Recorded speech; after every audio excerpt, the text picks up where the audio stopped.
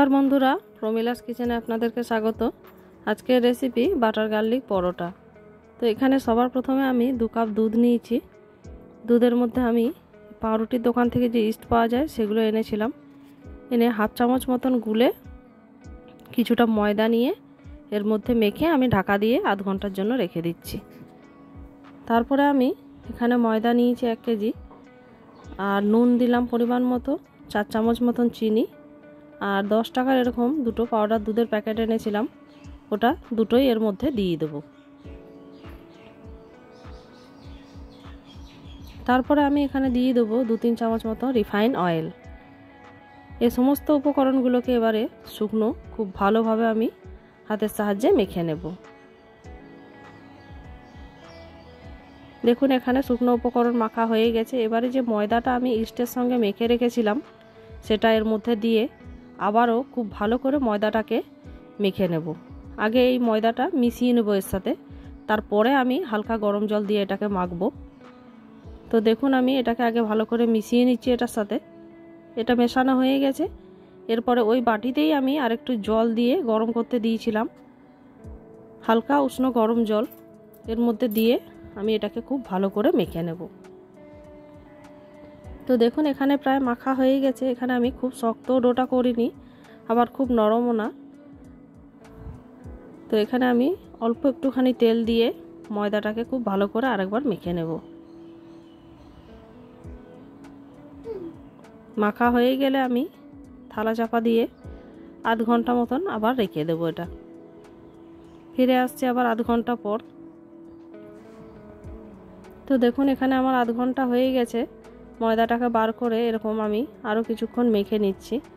তো মাখা হয়ে গেলে এখানে একটা লেচি কেটে একটা রুটির মতন বেলে নেব।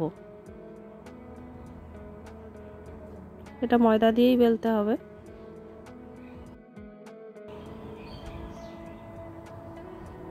এখানে আমার ময়দাটা বেলা হয়ে গেছে।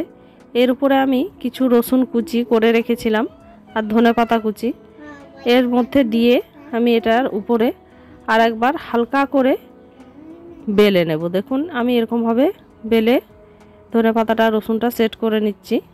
এরপরে আমি একটা তাওয়াতে গরম করে রুটিটা দিয়ে দেবো এর উপরে। দেওয়ার পরে আমি এটাকে ঢাকা দিয়ে কুক করব। তো কিছুক্ষণ ঢাকা দেওয়ার পরে ঢাকনা খুলে দেখলেই বুঝতে পারবেন এগুলো একটু ফোলা ফোলা হবে, সাইডগুলো ফুলে গেছে। তো এটাকে আমি আরও উল্টে নেব।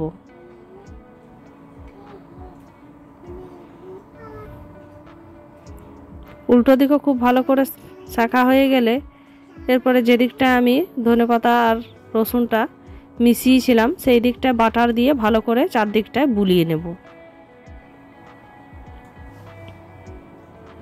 বোলানো হয়ে গেলেই এখানে বাটার গার্লিক পরোটা একটা একদম রেডি হয়ে যাবে। এইভাবেই আমি সমস্ত পরোটাগুলোকে ভেজে নিয়েছি। এখানে আমি আরও একটা পরোটা এভাবেই সেম প্রসেসে ভেজে নেব।